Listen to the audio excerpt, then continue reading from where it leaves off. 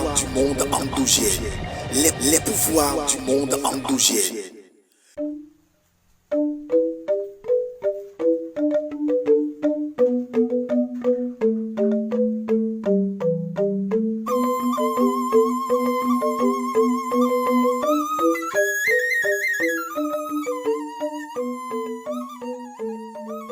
Aujourd'hui, nous ouvrons un espace de dialogue, de mémoire et de transmission autour d'une tradition qui unit le visible et l'invisible, le passé et l'avenir. Mesdames et messieurs, à travers chants, récits et rituels, nous allons plonger au cœur d'un patrimoine vivant, celui du vaudou.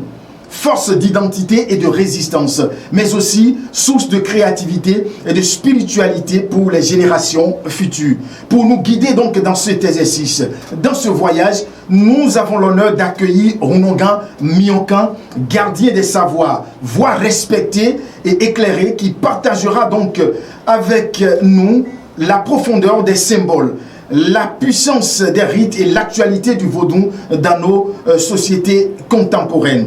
Ensemble donc, nous allons découvrir comment le vaudou, loin d'être seulement une tradition, est une énergie de rassemblement, de dignité et d'espérance. Vous restez donc avec nous, mesdames et messieurs, car cette émission est une invitation à écouter, à comprendre, à vibrer au rythme des tambours, des paroles et des esprits qui habitent. Mesdames et messieurs, amis internautes, bienvenue donc sur cette émission intitulée Les pouvoirs du monde endogène, que j'ai le privilège de co-animer avec Authentique TV Média. Yves Dagounon, bienvenue sur cette émission. Bonjour tous, bonjour amis téléspectateurs et internautes. Merci d'être là, merci de prendre le rendez-vous de votre émission Les pouvoirs du monde endogène. Voilà, merci beaucoup à vous Yves Dagounon d'avoir accepté quand même cette collaboration, le partage donc de ce plateau avec moi. Merci à toi, merci également à notre cher invité. Voilà. Merci à tous les téléspectateurs. Alors, Yves Dagounon, avec vous, la toute première question.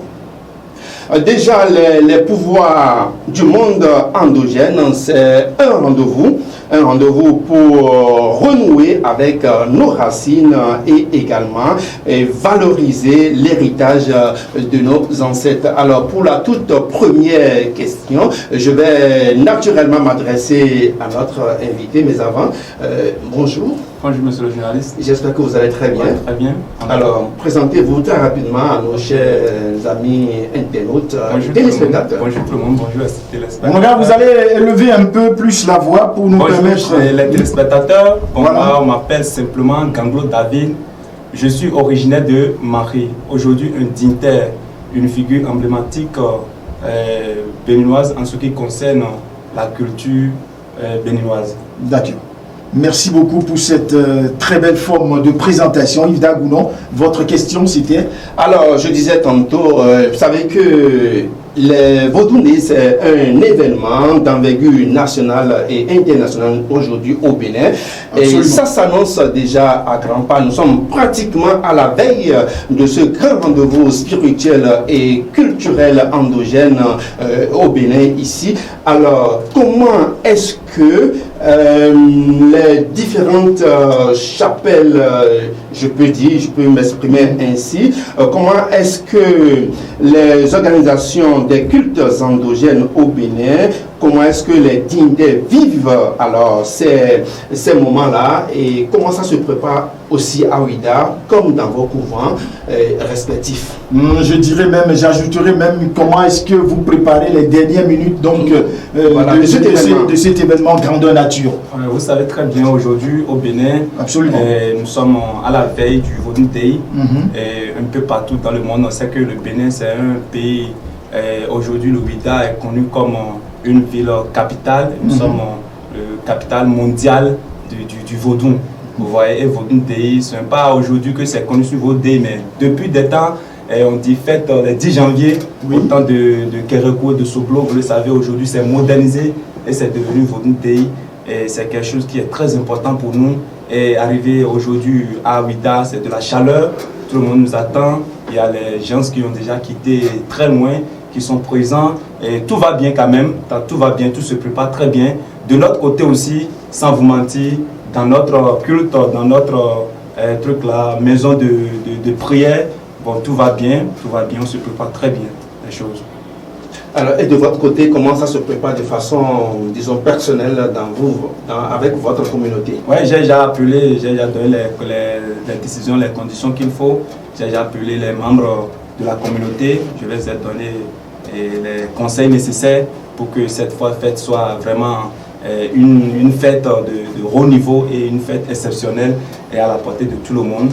Vous voyez, donc il y a aussi des invités qui sont déjà présents sur les lieux et arrivés dans mon truc là, et dans mon église aujourd'hui de culte. Vous allez voir beaucoup de personnes qui sont déjà présentes.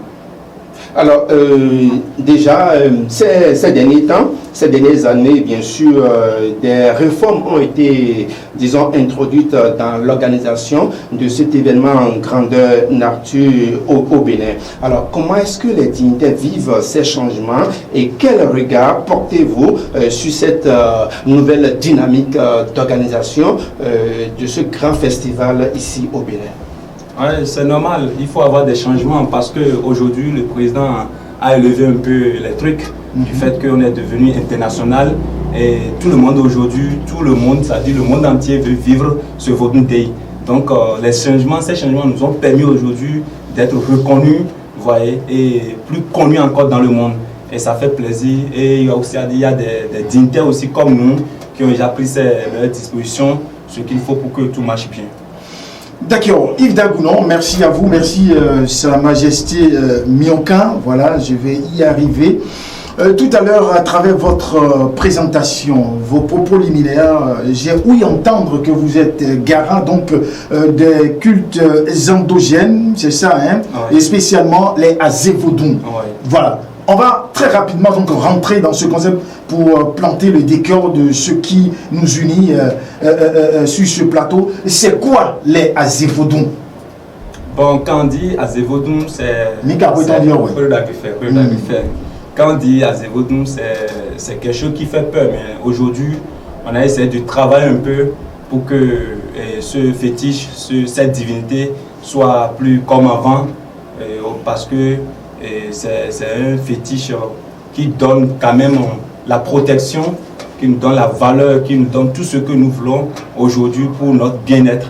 Mais merci beaucoup. Hein. Quand vous avez dit Azévodun, ça me fait un peu truc là.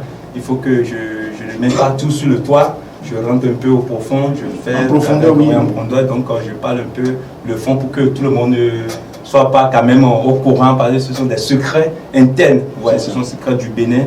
Donc nous qui disons, ça dit, nous disons sous vous voyez, sous quand on parle de Azévodun, c'est un mot composé. Il y a Azé d'abord qui parle de la sorcellerie, c'est un mot fond. Donc il y a Azéo, c'est la sorcellerie. Et il y a Vodun. Quand on dit Vodun, vous savez, c'est un esprit que tout le monde cherche aujourd'hui à avoir plus clair dedans. Donc quand on dit Azévodun et Vodun, c'est-à-dire ce sont des mots complexes, c'est très profond. Vous voyez, nous maintenant aborder aspect. C'est un fétiche qui peut être, c'est-à-dire une divinité qui protège quand même, qui lutte, qui maîtrise la sorcellerie. Au fait, ça maîtrise et non maîtriser de telle manière que n'a canalisé ton ouïniment, parce que force jamais signe, force ouais, c'est la force de nos mamans, la force mère. Mais on aurait aimé vous voir peut-être avec beaucoup de perles au cou, mais vous êtes simplement habillé. C'est comme ça qu'on s'habille chez les Azévodun? Non, en fait, c'est ma manière de m'habiller, c'est tout. Voilà. Ouais, je ne préfère pas mettre des... Vous avez le nécessaire, vous avez avalé le nécessaire. Comme on dit souvent au Bénin, on dit Asiom et Romain, non. Ouais, non, on n'a pas besoin de porter ça. De s'exposer. Ouais, de s'exposer. C'est ici, c'est avec nous-mêmes. Ouais, c'est sur le plateau. D'accord. Ouais.